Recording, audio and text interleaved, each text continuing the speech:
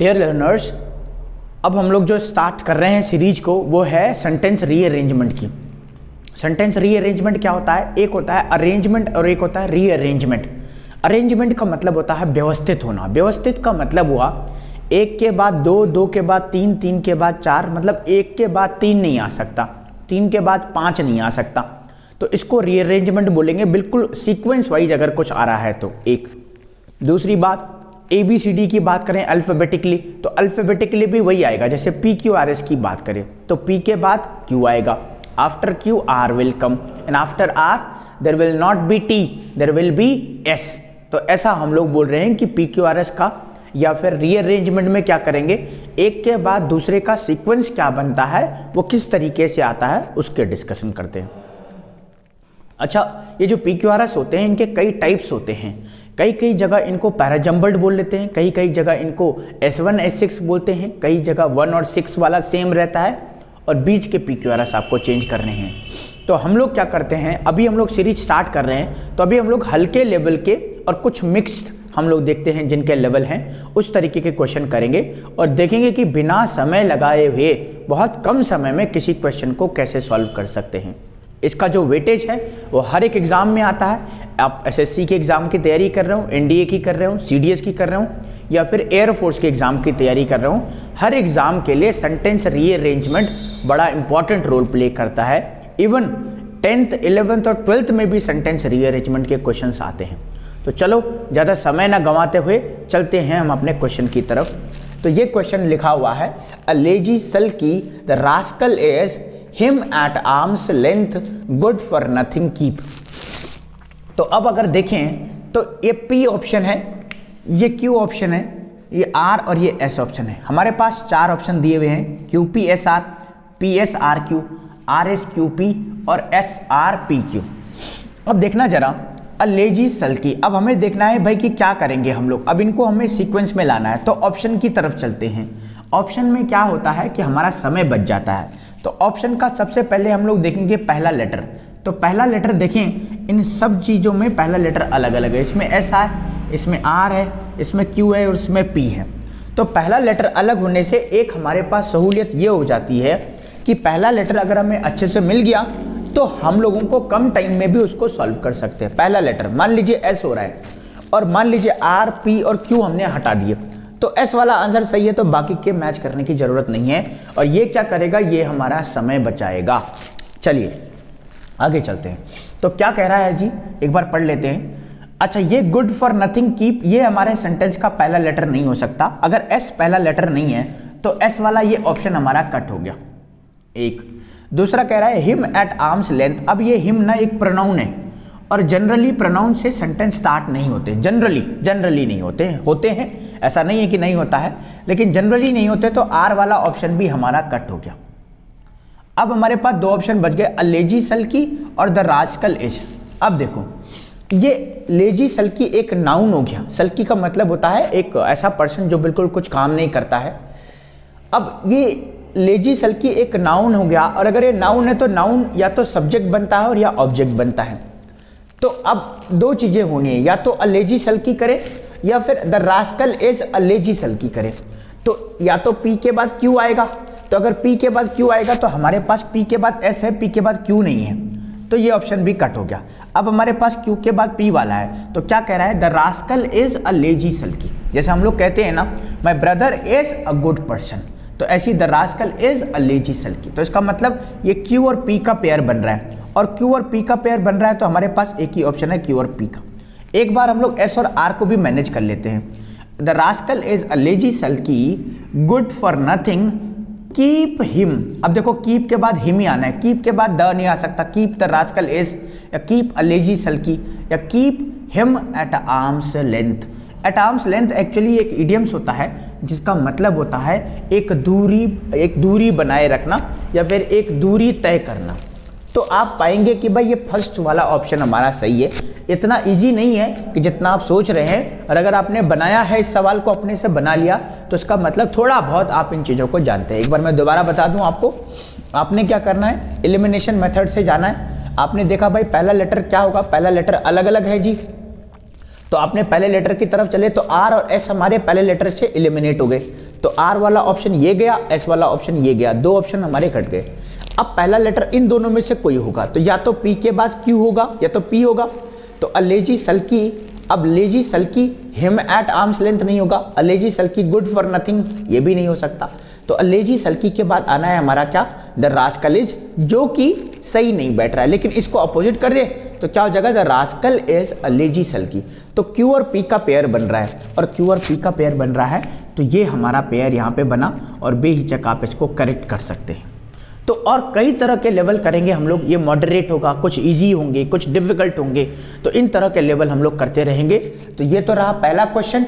अब हम लोग बढ़ते हैं दूसरे क्वेश्चन की तरफ।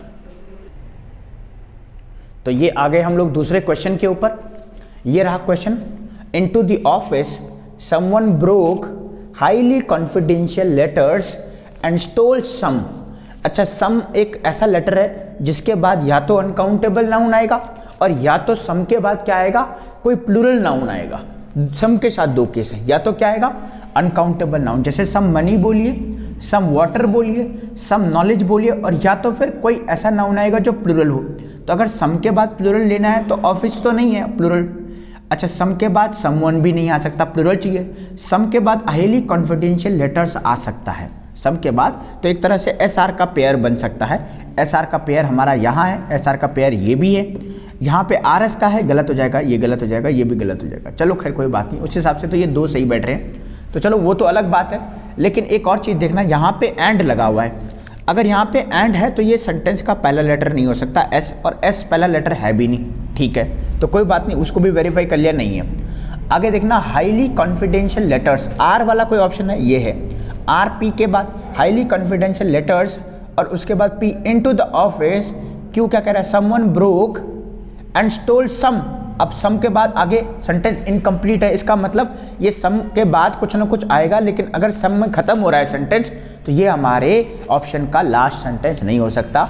तो ये ऑप्शन तो कट हो गया, किसकी वजह से, एस के बाद क्या आ रहा है, एंड स्टोल सम, उसके बाद क्या, ये तो खत्म हो गया, तो ये तो सेंटेंस नहीं आएगा।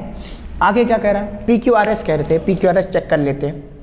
कह रहा है इनटू द ऑफिस। अब इनटू द ऑफिस जनरली नहीं हो सकता, क्योंकि हमें क्या चाहिए, नाउन और प्रोनाउन चाहिए सेंटेंस को स्टार्ट करने के लिए। जनरली ये हमारा आंसर नहीं होगा, जनरली। ठीक है, आगे चलते हैं। अब चलते हैं इन दोनों के ऊपर। इन दोनों में पहला लेटर क्यू है, और मोस्टली केसेस में आप तुक्का मार सकते हैं, बहुत कम समय अगर आपके पास है, और दो ऑप्शन ऐसे हैं जिनमें एक ही लेटर पहले आ रहा है, तो आंसर ना उन दोनों में से कोई एक होगा। तो चलो हम लोग इसकी तरफ चलते हैं। क्यू पहले अगर मान लीजिए है, तो कह रहा है समवन ब्रोक, और ये ठीक भी है एक तरह से, क्योंकि ये समवन क्या है, ये प्रोनाउन है, इंडेफिनिट प्रोनाउन है, तो नाउन और प्रोनाउन से सेंटेंस स्टार्ट हुआ। ब्रोक भाई हमारी वर्ब आ गई, अब वर्ब के बाद एक ऑब्जेक्ट चाहिए, ये सब्जेक्ट, ये वर्ब, एक ऑब्जेक्ट। अच्छा, समवन ब्रोक क्या, तो क्यू के बाद या तो पी आएगा या क्यू के बाद एस आएगा। तो क्या कह रहा है, समवन ब्रोक, एस को चेक करते हैं, समवन ब्रोक एंड स्टोल सम। अब ब्रोक किया और क्या किया उन्होंने, इसके बारे में तो बात नहीं की, और आगे क्या बोला है, क्यू एस अगर हम लोग ले भी लेते, someone broke and stole some. R क्या कह रहा है, हाईली कॉन्फिडेंशियल लेटर्स, ये तो ठीक बैठ गया। इनटू द ऑफिस, ये भी ठीक है। और अगर क्यू पी एस आर को लेके चले तो क्या कह रहा है, someone broke into the office, बिल्कुल किसी ने तोड़ा क्या ऑफिस में, क्या एस, एंड बिल्कुल सही, इसका ऑब्जेक्ट हमें मिल गया। इसका ऑब्जेक्ट इस वाले ऑप्शन में नहीं मिल रहा है, लेकिन इसका ऑब्जेक्ट यहाँ पे मिल रहा है। समवन ब्रोक क्या, इनटू द ऑफिस, क्या हाईली नहीं, एंड क्या तोड़ा, ऑफिस में तोड़ा, और एंड स्टोल चुराए, सम हाईली कॉन्फिडेंशियल लेटर्स।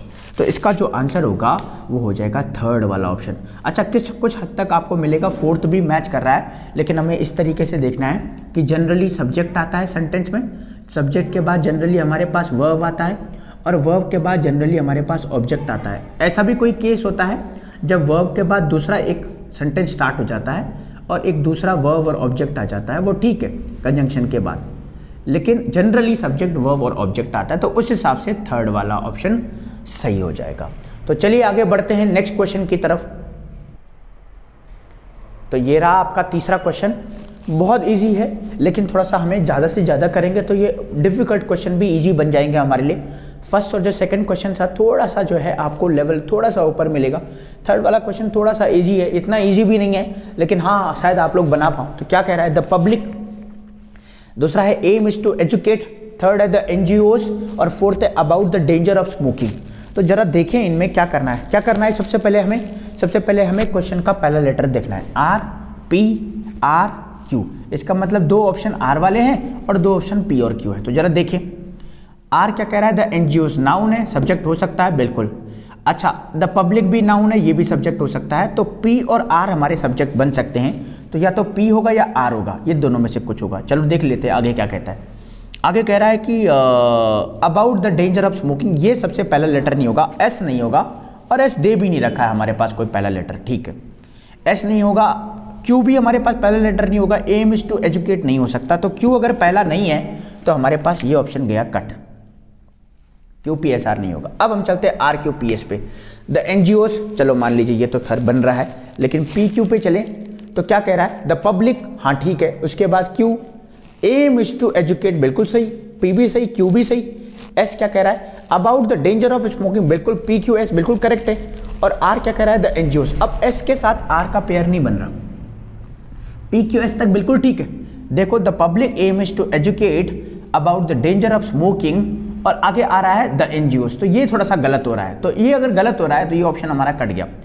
अब ये ऑप्शन हमारा कट गया तो हमारे पास दो आर आ गए। आर क्या कह रहा है, द एनजीओस, बिल्कुल सही, द एनजीओस। आर के बाद क्यू आ रहा है, the NGOs aim is to educate. अब आर और क्यू का पेयर तो बन रहा है, अगर आर और क्यू का पेयर बन रहा है तो आर और पी का पेयर नहीं बनेगा, एक बार चेक भी कर सकते हैं। द एनजीओस द पब्लिक, बिल्कुल गलत नहीं हो सकता, बिल्कुल गलत हो जाएगा ये वाला। तो बचा हमारे पास आर क्यू पी एस।